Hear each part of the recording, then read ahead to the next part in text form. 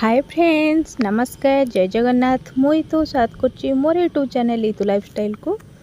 तो देखंतु आज गोटे नुआ आइटम मु बनाऊची। तो चलंतु देखिबा केमती कोन मु बनाऊची आ कोन को आइटम बनाऊची।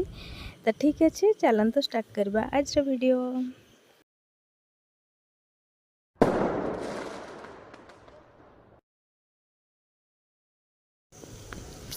देखंतु एठी मु कैप्सिकम काटी नउथली। तो कौन की आइटम बनैबी आगु आगु आपण माने देखंतु जानि परबे मु कौन की आइटम आज बनैबी। तो घरे तो अच्छे एबे मु घरे ए आइटमटा बनैबी। तो ये कैप्सिकम मु काटुची, मोर सरीनी कैप्सिकम कटा। तो कैप्सिकम कटा सरिले आउ गोटे मु परिबा काटिबी। तो आपण माने देखिबे, देखिले कहिबे जे मु को आइटम बनैबी। एटी देखंतु एटा को मु काटी सारीची ऑलरेडी। तो यहाँ देखिकी आपण माने कहतु मु आज कौन की आइटम बनैबी। तो ठीक अच्छे, चलतु मुझे काटी दिए फटाफट। तापरे आपण को एटी मु जो आइटम बनाऊँगी, ये देखंतु मु चिली ब्रोकली बनाऊली आज। तो फास्ट टाइम पे मु चिली ब्रोकली बनाऊँगी। तो मु एटा मसला देकी बनैबी। तो पूर्वर के मसला दे बनै नथली, खाली एमती भाजी दिए। ब्रोकलीटा मु आनले खाली एमती भाजी दिए नॉर्मली, लूण हल्दी लंका पकई पियाज टमाटो दे खाली फ्राए करनिए।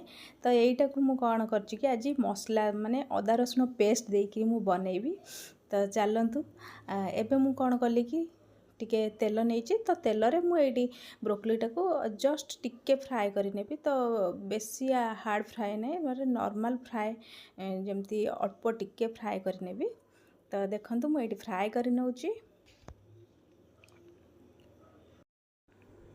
एटा एबे मु ब्रोकलीटा को भल भाव में फ्राए करदेवी। भल भाव बोले जस्ट टिके हल्का फ्राए, देखंतु बेसी डीप फ्राए करूनी। एटा हल्का फ्राए करके मुझे काढ़ी नउची। जस्ट ये मु टिके लूण पकईकिनी फ्राए करथिली, कारण खाइला बेलू एटा टेस्ट लागिबो कहिकी। तो सेति लागि जस्ट टिके लूण पकईकी मु एटा को फ्राए कर नेथली। तो एटा को फ्राए कर सारला परे मु एबे मोर जो कैप्सिकमटा रखीची। तो देखंतु एबे कैप्सिकमटा को भी जस्ट टिके हल्का फ्राए कर नेबी। तो जस्ट टिके हल्का फ्राए करी सारला परे तापरे मु चिली ब्रोकलीटा बनैबी। तो देखंतु एबे मु केमती कोन को प्रोसेस रे केमती कोन बनाउची चिली ब्रोकली। तो देखि नियंतु एटी कैप्सिकमटा मोर तो फ्राए हो गलानी। देखंतु हल्का हल्का मु फ्राए करके एटा को काढ़ी नउची। बेसी डीप फ्राए भी करबिनी कैप्सिकम को। तो ये देखंतु मु कैप्सिकमटा मोर जतले फ्राए हो गलानी, तो मु एटा को काढ़ी नउची। मु बेसी तेल दउनी, जस्ट हल्का तेल देकिनी मु एटा बनाउची। कारण तेलटा देह पई बहुत ही खराब। जते कम तेल रे आमे बनेबा, जेतिकी तेल दरकार सेतिकी बनेबा, बेसी अजथा तेल दबानी। तो मु बहुत कम तेल रे एडी भाजी नेली। तो एडी भाजी की मु काढ़ी नउची प्लेट को। सब कैप्सिकम गुड़ा काढ़ी नहीं गली। एटी देखंतु मु चिली ब्रोकली बनैबा पई एटी नेची 2 खंड डालचीन आउ किछि तेजपत्र आउ रहिला एटी गोलमर्च। बस एतके टिके मु नेची। कड़े रे बे तेल पकई नेची। तो तेल पकई सारला परे सेथिरे ए गोटा मसला गुड़ा को मु पकई नेची। तो गोटा मसला छाड़ी देची। तो तापरे एबे मु एथिरे पियाज पकई नेबी। एटी देखंतु काटिकी रखिथिबा किछि पियाज, 2टा पियाज मु नेइथिली। पियाज आउ एथिरे कंचा लंका 2टा नेइथिली। तो एबे मु एटा को माने हल्का हल्का फ्राए करने भी पियाजटा को। तो हल्का फ्राए हो गला परे एथिरे मु आज अदा रसुण रो पेस्ट देकी बनैबी एटा को। तो एटा मु निजे आइडिया पकईथिली कि देखिबा केमती कोन टेस्ट आसुची अदा रसुण पेस्ट देले। तो सेमती तो फ्राए करिकरी ब्रोकली खाइचु। तो एमती अदा रसुण पेस्ट केबे देकी आमे बनै नथिलु। तो कैप्सिकम रो तो टेस्ट मते बहुत भल लागे। तो तार फ्लेवरटा मते बहुत ही भल लागे। कैप्सिकम जो थरे पकईले भी मते भल लागे। तो ये देखंतु अदा रसुण आउ सुखिला लंका जीरा आउ टमाटो एथिरे मु किछि पकई नेची। ये देखंतु मु अदा रसुण पेस्ट पकई नेली। पकईकी एटा को मु भल भाव रे कसी नेबी। जे पर्यंत मसला स्मेल न जाइछि से पर्यंत एटा को मु भल भाव रे कसी नेबी। मसलाटा भल भाव रे कसी हो गला परे जाइकी सेथिरे मु ब्रोकली आउ चिली पकईबी। तो एबे भल भाव रे कसी होबा पर्यंत मु सेटा को छाड़ी देबी।